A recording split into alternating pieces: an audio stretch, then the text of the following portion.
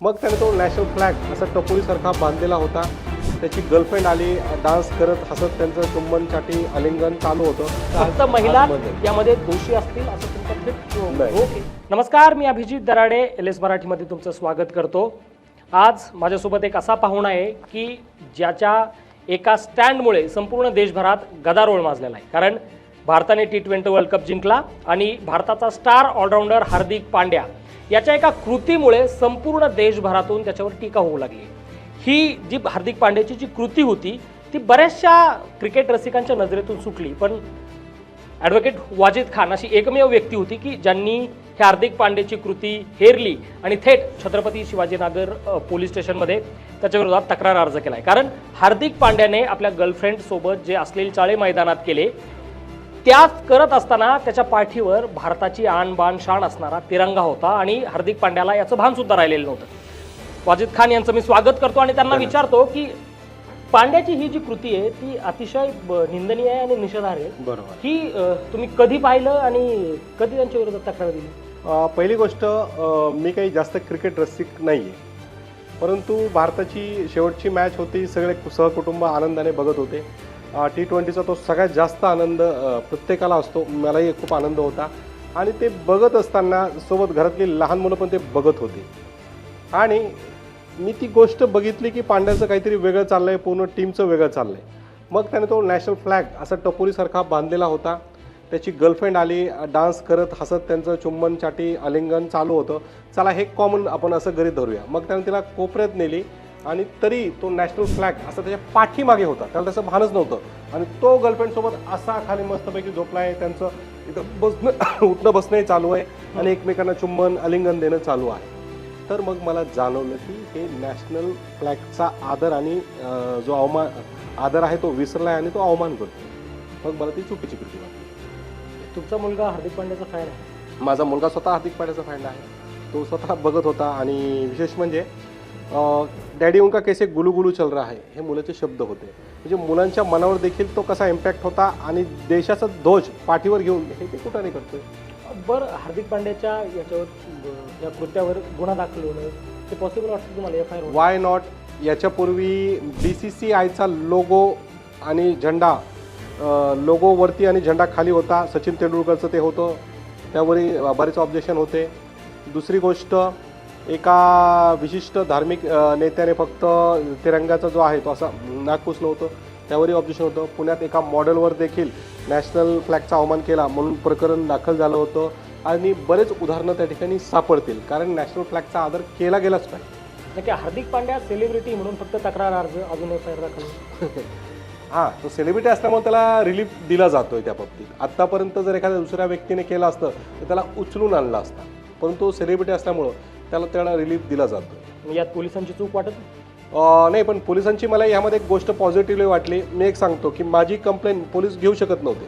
म्हणजे नाही का, त्यांना त्यांची मर्जी, ते त्यांच्या मनाचे भाग आहे की बाबा घ्यायची का ती नाही घ्यायची. मर्जी कशी असेल? सांगतो की FIR घेत असताना जर मर्डर असेल, खून असेल तर ती इमर्जन्सी आहे, परंतु यामध्ये पोलिसांना तपास करायचा अधिकार आहे. मी स्वतः जेव्हा छत्रपती शिवाजीनगर पोलीस स्टेशनला गेलो तर तिथे त्यांनी मला बसवलं. अतिशय जे सामान्य कर्मचारी होते ते घाबरले, हे काय आहे, परंतु वरिष्ठांनी ती कंप्लेंट बघितली, वाचली आणि आमची चर्चा पण झाली, प्रश्न उत्तरं, आणि त्यांनी मला स्वतः रिक्वेस्ट केली की सर आम्ही तपास करू, जाब जबाब, आम्हाला ते फुटेज बघावे लागतील. कारण साहजिक आहे, त्यांनी ती घटना पूर्ण प्रत्यक्षात बघितलेली नाही आहे. त्यांनी जरी क्रिकेटचं मॅच वगैरे बघितलं असेल त्यांचं निरीक्षण नव्हतं. तर त्यांनी तो एक स्पेसिफिक कालावधी मागितला की 1, 2 ते 3 दिवसाचा वेळ द्या, मग आम्ही पुढची रीतसर कायदेशीर कारवाई करतो. जर त्यांनी केली नाही तर मी CP7कडे जाणारच आहे.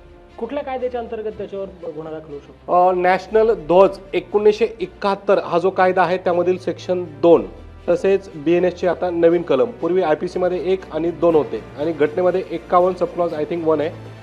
त्यामध्ये ध्वजाच्या बाबतीत काय काय नियमावली आहे, त्याचं पालन कसं करायचं आहे हे दिलेलं आहे. हार्दिक पांड्याचे फॅन म्हणतात हा तुमचा प्रसिद्धी स्टंट आहे. मी तुमच्या चॅनलच्या माध्यमातून सांगतो की पब्लिसिटी कशी घ्यायची हे मी माझ्या आईच्या पोटून शिकून आलेलो. त्यामुळे मला देशाच्या ध्वजाचं हे करून मला पब्लिसिटी घेण्याची गरज नाही आहे. म्हणजे जर मला पब्लिसिटी घ्यायचीच असेल तर मी सनी लिओनी असेल, मिया खलिफा असेल, गौतमी पाटील असेल, यांचं काहीतरी बोलेल, काहीतरी हे करेल, किंवा बऱ्याच गोष्टी मला घेता येतील, पण मला गरज नाही आहे. नुकतीच पाहतात ना, बऱ्याच कॉन्ट्रोवर्सी केसेस आहेत माझ्या नावावर. तर मला देशाचा जो फ्लॅग आहे त्याचा आदर करणं अत्यंत आवश्यक आहे. माझं असं म्हणणं आहे कि इस देश में रहना है तो बिल्कुल वंदे मातरम भी बोलना होगा और देश का जो फ्लॅग है उसकी भी रिस्पेक्ट करनी होगी. नाही, हे त्यांचं बोलण्याचं कारण एका दृष्टीने असंही ते बोलतात की तुमच्या जर केसेस पाहिल्या, चंगळेची केस तुमच्याकडे होती, त्यानंतर स्वारगेटचा जो आरोपी होता त्याच्या बाजूने तुम्ही लढत होते, आणि अशा अनेक केसेस आहेत की ज्यामध्ये तुम्ही पब्लिसिटी स्टंट करतात, प्रसिद्धी मिळवण्यासाठी केसेसकडे तुम्ही स्वतः जातात, असं हार्दिक पांड्याचे फॅन थेट म्हणतायत तुम्हाला. कालपासून त्यांचं हे सगळं ट्रोलिंग तुमच्या विरोधात चालू आहे. येस, स्वारगेट केसचं सगळ्यात पहिलं एक्झाम्पल तुम्हाला देतो की रोज बलात्काराच्या 100 केसेस दाखल होतात. मीडियावाल्यांनी किती केसेसला प्रसिद्धी दिली आतापर्यंत? कोणालाही नाही. स्वारगेटपेक्षाही भयानक घटना रोज घडतात, फक्त त्या पेपरला येत नाहीत म्हणून हे होत नाही. दुसरी गोष्ट, स्वारगेट केसमध्ये स्टार्टिंगला मुख्य वकील मी नव्हतोच. ती केस माझ्याकडे स्टार्टिंगला आलेलीच नव्हती. त्यामध्ये 2 एक विशिष्ट वकील होते जे पत्रकारांसमोर पळ लावून बॅकसाईडला पळ लावले आणि पळून गेले, कारण ते 750 रुपये घेतली आणि असं केलं तसं केलं असे खोटे ॲलिगेशन्स केले होते.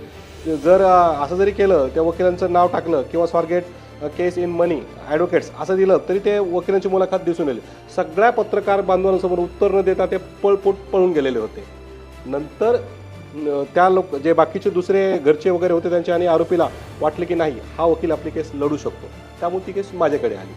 राहिला प्रश्न चेंगळ्या बोलेकू किंवा इतर केसेस, तर मी खूप नशीबवान आहे की ती लोक माझ्याकडे येतात, म्हणजे त्यांना असं वाटतं की हो, हा वकील ते मिळून देईल. बरेच वकील काय करतात, केस घ्यायला घाबरतात. एक उदाहरण देतो. धरणात पाणी नाही तर मी मुतू का, असं स्वर्गीय अजितदादांचं वक्तव्य होतं. ह्या वक्तव्याच्या विरोधात पुण्यातील एक नामवंत माणूस हेमंत पाटील, बरंच कुठेतरी नाव वगैरे आपण ऐकलं असेल, त्या व्यक्तीला अजितदादांच्या विरोधात केस दाखल करायची होती. बऱ्याच वकिलांकडे ते गेल्यानंतर त मम पप भब आम्ही नाही करणार किंवा वगैरे वगैरे वगैरे कारणं दिली गेली. माझ्याकडे ती केस आल्यावर मी सांगितलं की मी करणार, मी लढणार. बरं आता याच्यावरच होतं तुमच्याविषयी ना, पुण्यामध्ये विशेषतः बोलताना म्हणतात की केस वाजिद खानकडे जात नाही, वाजिद खान केसकडे जात नाही. गरजच नाही आहे. मी कधीही कुठल्याही केसकडे जात नाही, ती केस माझ्याकडे. बऱ्याच अशा केसेस आहेत ज्या नंतर माझ्याकडे आल्या. आंदेकर प्रकरणात सुरुवातीला मी नव्हतो. आता आंदेकर जी केस आहे त्या नंबरचा 13 नंबरचा आरोपी माझ्याकडे आलेला. का बाबा? कारण की त्याला जाणवलं की ह्या वकिलाकडे ती केस चालणार. तर मी नशीबवान आहे की त्या केसेस माझ्याकडे येतात. आजपर्यंत कुठल्याही केसेसमध्ये मी स्वतःहून गेलो हे दाखवलं. बऱ्याच केसेसमध्ये असं आहे की मी त्या केसमध्ये आल्यानंतर त्याला ग्रीप मिळालं.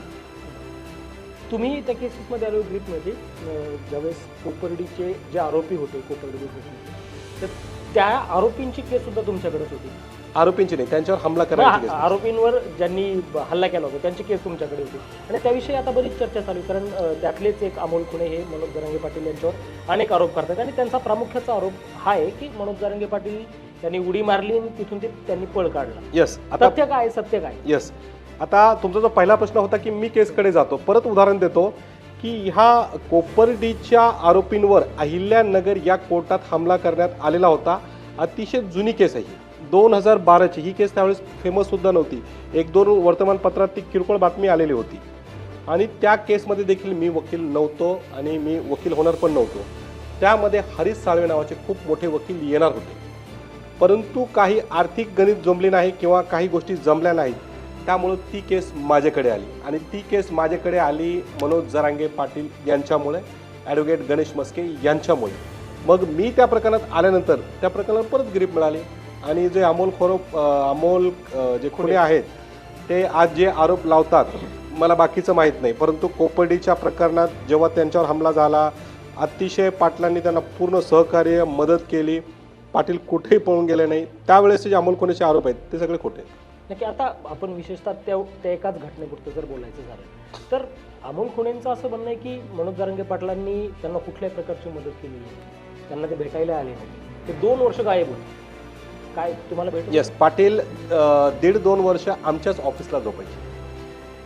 माझ्या ऑफिसचे CCTV कॅमेरे, जे अहिल्यानगरची जेल आहे तिथले CCTV कॅमेरे, याशिवाय कोर्टाला तारखेला आणत जात असताना कोर्टातील देखील CCTV कॅमेरे आहेत. ह्या रिपोर्ट काढल्या, ह्या गोष्टी जर बघितल्या, तपासल्या, तर पाटलांनी वेळोवेळी मदत केली. पाटलांच्या पायात धड चप्पल देखील नसायची. तो माणूस सुतळी घालून चप्पल लपटून जायचा. याशिवाय गणेश मस्के म्हणून माझे एक मित्र आहेत, जिवलग मित्र आहेत माझे, ते ज्युनियरही राहिलेले आहेत, माझे आज ते चांगले मित्र आहेत, ॲडव्होकेट आहेत. त्यांनी सुद्धा पाटलांना जसं जमेल, साहेब हे 500-1000 रुपये राहू द्या, त्यांचं बघा. पाटील साहेब वेळोवेळी आमच्याकडून घ्यायचे किंवा द्यायचे, घरून मागवायचे.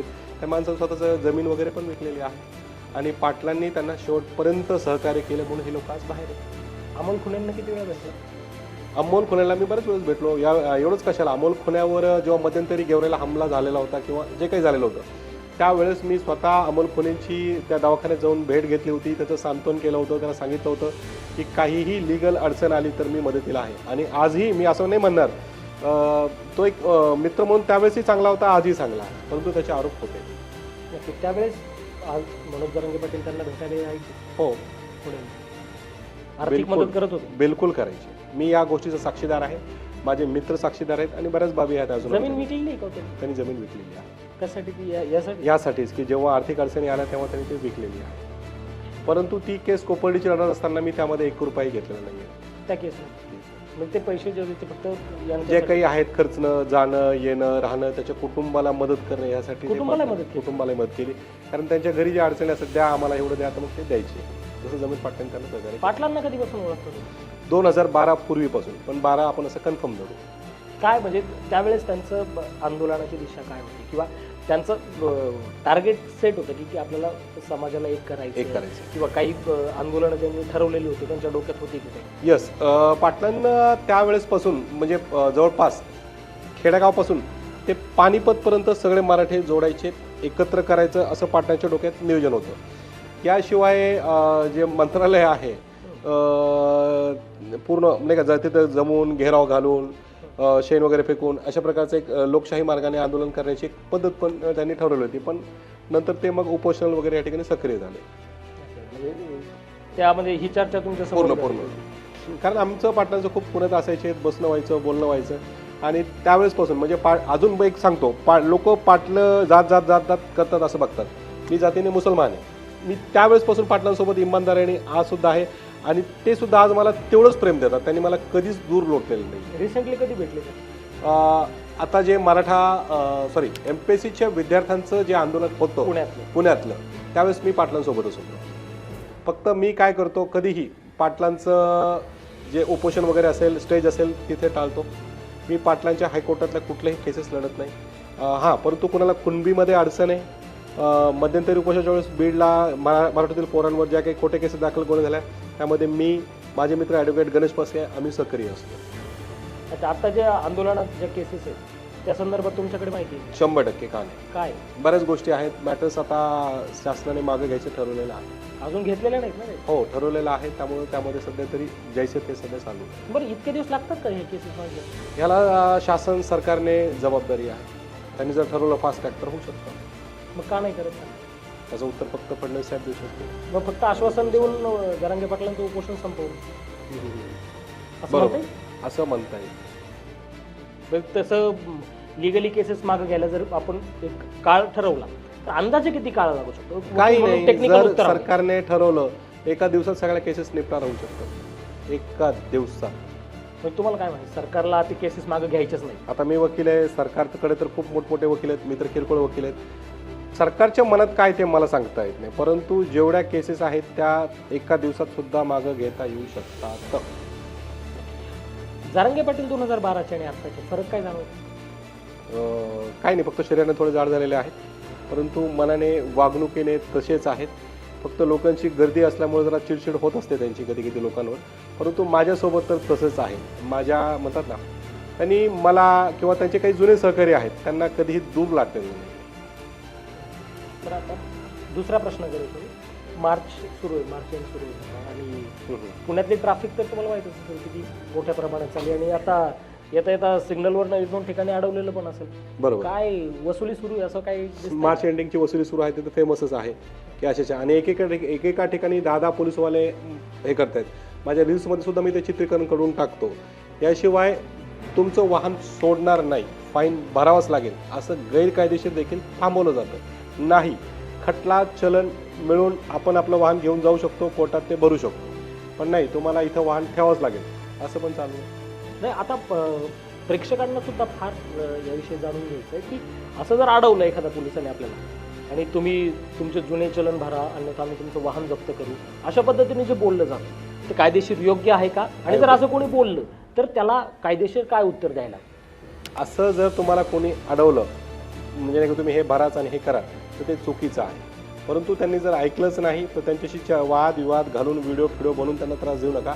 वाहन तिथंच त्यांच्या ताब्यात द्या आणि सरळ जवळची पोलीस स्टेशनला गाठा, सांगा माझी रीतसर कंप्लेंट आहे, साहेबांनी असं अडवलं आहे, अशा पद्धतीने बोलणं केलेलं आहे, माझं वाहन त्यांनी अडवलं आहे, ताब्यात घेतलं, मला रीतसर पावती द्या. बरं, सिग्नलच्या पुढे थांबून वाहन थांबवून चुकीचं. सिग्नलच्या पुढे थांबणं, वाहन थांबवणं आणि त्यांच्याकडनं तो दंड वसूल करणं किंवा तुमच्यावर दंड लागलाय तो वसूल करा, मुळात वाहन थांबवणं आणि दंड वसूल करणं हे कायदेशीर आहे का? नाही. डायरेक्ट वाहनासमोर येणे, चावी काढून घेणे हे टोटली इल्लिगल पद्धतीने आहे. जर त्यांनी ही कृती केली तर तुम्हाला कायदेशीर कारवाई करता येते. मी तुम्हाला एक जुनी गोष्ट सांगतो. रॉंग साईडने आरोपी आला म्हणून पोलिसांनी चलन दिलं, त्याच्यावर नाही का चलन दिलं आणि तुला एवढं भरावंच लागेल म्हणून त्यांना सांगितलं, तेव्हा मला नाही, मी खटला द्या, मी कोर्टात माझं चॅलेंज करतो. पठ्ठ्याने पूर्ण केस लढली, जिंकली आणि संबंधित व्यक्तीवर डेफेमेशन केस पण टाकली. परंतु अशी हिंमत कोणी करत नाही, कारण आजच्या काळात लोकांना काय वाटतं दिन जाव पगाराव म्हणून लोक आपलं काम बनवणार असतात. मला पुढच्या प्रश्नाकडे यायचंय. गेल्या महिन्यात एक रेड झाली होती बुधवारपेठेत, त्याविषयी तुम्ही जर वाचलं असेल, Yes. पाहिलंय असेल आणि त्याची कायदेशीर बाबी तुम्हाला माहिती. बरोबर. त्यामध्ये ना 2 शालेय मुलींना त्यांनी ताब्यात घेतलेलं होतं. बरोबर. आणि त्या वेश्या व्यवसाय करतात असे ॲलिगेशन्स त्यावेळेस लावलेले होते. बरोबर. असं करू शकतो कोण करू शकतं? पोलीस? नाही, पोलीस काय करू शकतात ते सांगू शकत नाही. परंतु एका जी मुलगी होती, अल्पवयीन होती, ती कंप्लेन करायला पोलीस स्टेशनला गेली होती. तिथं संबंधित कॉन्स्टेबलने पैसे खाऊन तिला कंप्लेंट घेतली नाही, तिला परत पाठवून दिलं, अशा बातम्या होत्या, अशा न्यूजेस होत्या. आणि त्या न्यूजेस नंतर मग कुठेतरी माझ्या मते इमेज क्लीन करण्यासाठी ही रेड केली गेली. मग तिथे बांगलादेशी सापडल्या, अल्पवयीन सापडल्या, तो भाग वेगळा. परंतु ज्या प्रकारे ग्राहकांना बाहेर रोडवर भारतीय बैठकीमध्ये बसवण्यात आले ते त्यांच्या ह्युमन राईट्स कलमांचं उल्लंघन होतं. घटनेने दिलेल्या 21 या कलमांचं उल्लंघन होतं. आणि जिथे जेवढे बाहेर लोक बसले होते हे पोलिसांवर डेफेमेशनची केस देखील टाकू शकत होते, कारण बऱ्याच जणांचे लग्न जमणार, बऱ्याच जणांचं करिअर आहे सगळे, पण ते चेहरे व्हायरल झाले होते. परंतु जेवढी पोरं आले ते आपले नंतर निघून गेले, चला जाऊ दे, सुटले म्हणून. परंतु पोलिसांना रेड करताना ह्या लोकांना असं रोडवर बसायचा कुठलाही अधिकार. हा एक मुद्दा झाला. पण ज्या 2 मुली होत्या ज्यांनी शालेय मुली होते त्यातली एक मुलगी बहुतेक 10वीला होती. ओके. तिचे प्रॅक्टिकल सुरू होते आणि तिला प्रॅक्टिकल सुरू असताना तिच्यासोबत वर्दीमधील पोलीस शाळेत जातात आणि तिला प्रॅक्टिकलला घेऊन जातात. त्या मुलीचा मानसिक त्याच्यावर किती मोठा आघात झाला असावा आणि कायदेशीर असं असतं? नाही, कायदेशीर पोलिसांना असं करता येत नाही. जर पोलिसांनी असं केलं असेल तर त्यांची वागणूक ही चुकीची आहे आणि इलिगल ॲक्टिव्हिटीजमध्ये बसणारी आहे. याच्यावर काही आपण 100% करू शकतो. करू शकतो एक नागरिक, भारतीय नागरिक म्हणून याच्यावर काय 100% करू शकतो आपण. परंतु अडचण अशी आहे, जसं आता हार्दिक पांड्यावर केस आहे किंवा काही दिसतंय, एखादी घटना जर आपल्याला दिसत असेल तर आपण त्याच्यावर केस करू शकतो. परंतु ह्याच्यात 2 त्या मुलींचा आयुष्य इन्व्हॉल्व असल्यामुळं पर्सनली असं आपल्याला दाखल करता येते. जर त्यांच्या घरच्यांचं कोणाचं जर फिर्यादी म्हणून उभे राहत असेल तर आपण 100% ती केस उभी करू शकतो. मी तुमच्या चॅनलच्या माध्यमातून लोकांना आवाहन करेल की जर अशा लोकांना न्याय मिळवायचा असेल तर मी 1 रुपया न घेता उभा राहील. बऱ्याच वेळेस बुधवारपेठमधल्या ताईंना अडचणी या असतात तेव्हा मी मदत करत असतो. ह्या 2 मुली जिथनं घेतल्या ना त्या घरात त्यांची एक आई, ती आई सुद्धा गेल्या 12 वर्षापासून वेश्या व्यवसायात नाही आणि तिचं असं म्हणणं आहे की माझ्या मुलींचं आणि वेश्या व्यवसायाचं काही संबंध नाही. एक त्यातली मुलगी जी होती ती नॅशनल कराटे चॅम्पियनशिप खेळलेली मुलगी होती. ओके. आणि या मुलींना काही संबंध नसताना या मुली तुम्ही कशा ताब्यात ठेवू शकतात? कुठलीही कायदेशीर मदत त्यांना मिळत नाहीये, पोलीस त्यांना कुठल्याही पद्धतीचं एंटरटेनच करत आहेत, जवळ येऊ देत नाही. ओके. तर याविषयी काय करू शकतो? 100% आपण त्यांच्यावर ह्युमन राईट्स कलमांचं उल्लंघन झालं, तसेच जी वर्दी आहे त्याचा चुकीचा वापर करणे या अंतर्गत आपण पोलिसांवर कारवाई करू शकतो. यांची जी रिस्पेक्ट गेलेली आहे, फिजिकल, मेंटल, फायनान्शियल त्रास झालेला आहे, ती नुकसान भरपाई सुद्धा यांना मागता येते. तुम्ही कोर्टात असत अनेक केसेस पाहतात आणि जर आता पुण्यातली जर आकडेवारी पाहिली, आता हा प्रश्न तुम्हाला विचारतो कारण याचे टेक्निकल उत्तरं तुमच्याकडे खूप असतील, अशा केसेस तुम्ही केस स्टडी खूप पाहिलेले असतील. पुण्यातले नव्हे तर महाराष्ट्रातलं जर आपण आता सध्याचं घटस्फोटाचं प्रमाण पाहिलं तर ते अचानकपणे खूप मोठ्या प्रमाणात वाढलेलं आहे. काय केस स्टडी कशामुळे हे सगळे प्रकार घडतात आणि ज्यावेळेस तुमच्याकडे असे काही क्लायंट्स येतात काय नक्की मानसिकता काय असते? सर, पहिली गोष्ट तर ही आहे की दोघंही नवरा बायको एकमेकांना समजून घेत नाहीत. सगळ्याच महिला नाही, नंतर वाद होईल परत. बऱ्याच अंशी महिला म्हणतात ना की मोबाईल असेल, नवरा घरी थकून आलेला असेल, त्याच्याकडून वेळ पाहिजे, मला हे पाहिजे ते पाहिजे, याच्यावरून वादविवाद होतात. किरकोळ गोष्टीमध्ये समजून घ्यायला तयार नसतात. आता काय होतं की आजच्या काळात असं झालं आहे, बायकांचं नवऱ्याकडून मला हे पाहिजे, मला ते पाहिजे, मला सगळं पाहिजे, आणि नवऱ्याचा वेळ पण पाहिजे. मग तो जादूगर नाही आहे, तो काम धंदा करणार का, वेळ देणार का, कुठून पैसे आणणार? तुम्ही हे पुरुष म्हणून उत्तर देतायत की ॲडव्होकेट म्हणून उत्तर देताय? ॲडव्होकेट म्हणून, पुरुष म्हणून. तो बिचारा कुठून देणार? कारण कुठलाही आजच्या प्रमाणात 99% पुरुषांना वादविवाद नको आहे. त्यांना घरी आल्यावर रिलॅक्स पाहिजे. ज्या महिला घरी आल्यावर आपल्या पुरुषांना रिलॅक्स, आराम बाबा हे करा, तर कमी आहे. आणि मोबाईल दोघांमधला घटस्फोटाचं मुख्य कारण. इतक्यात हे आकडा का वाढतो? सर, IT कंपनीमध्ये आज एकमेकांना समजून घ्यायची तयारी नाही आहे. जसं पूर्वी महिला, आजी, आपल्या आई ताई वगैरे हे सहन करायचे, परंतु आजच्या महिलेत असं झालं की नाही, जेव्हा एक पुरुष कमवतो तो सगळ्या कुटुंबासाठी कमवतो, परंतु एक बाई म्हणजे एक वाक्यात शायरीमध्ये एक वाक्य सांगेल तुम्हाला कि मर्द अपनी फैमिली जोड़ने के लिए कमाता है और महिला अकेले रहने के लिए कमाता है. ॲडव्होकेट वाजिद खान, तुम्ही अत्यंत वादग्रस्त वक्तव्य करताय. असं फक्त आज महिला बंद आहे. यामध्ये दोषी असतील असं तुमचा थेट रोख आहे? बऱ्याच अंशी म्हणलं मी, काही शब्द वाचले, काही महिला असं मी म्हणलेलं. पण रोख तर तुमचा थेट महिलांवर बघा, आज IT मधलेच महिलांचे जास्त दिवस आहे. पुरुष कारणीभूतच नाही, खूप कमी प्रमाणात एक्स्ट्रा मॅरिटल अफेअर वगैरे असेल. आणि एक्स्ट्रा मॅरिटल अफेअर सुद्धा का होतात की जेव्हा घरी माणसाला शारीरिक, आर्थिक, मानसिक आराम नसेल, तर मग तो कुठेतरी मनातला संवाद मोकळा करण्यासाठी तो अफेअर करू लागतो. ॲडव्होकेट वाजिद खान यांचं जे व्यक्तिमत्व आहे ना, ते अत्यंत वादग्रस्त केसेस त्यांच्याकडे एकतर असतात आणि ते त्यांच्या थेट वक्तव्याने खास विशेष प्रसिद्ध असतात. हार्दिक पांडे असेल, चांगल्या असेल, किंवा स्वारगेट बलात्कार प्रकरणातील आरोपी असेल, आणि अशा अनेक केसेस वाजिद खान यांच्याकडे असतात. आणि आता ज्या पद्धतीने पुण्यात किंवा महाराष्ट्रात एकूणच घटस्फोटाचं प्रमाण का वाढतं, यामध्ये त्यांचा रोख बऱ्याच अंशी ते कोट करतात. महिला जबाबदार आहेत, त्यामुळे हेही त्यांचं मत असू शकतं. आणि विशेषतः ॲडव्होकेट म्हणून ते बोलतात. हा, बऱ्याच अंशी तुम्ही म्हणताय, हे चालतं, बऱ्याच अंशी म्हणतायत ते. पण 80 पकडूया, 89-90 म्हणजे 20% महिला नाही. वाजिद खान यांचे हे थेट बोलण्यामुळे किंवा थेट वक्त्यामुळे तेच प्रसिद्ध असतात. मुळात हार्दिक पांड्या यांच्यावर जो त्यांनी तक्रार अर्ज दाखल केलेला आहे, त्यामुळे ते नव्या पद्धतीने चर्चेत आलेले आहेत. आणि सगळ्याच विषयावर ज्याप्रमाणे त्यांनी दिलखुलासपणे उत्तर दिले, त्याबद्दल तुमचे खूप खूप आभार. तात्पुरता इथंच थांबूयात. धन्यवाद.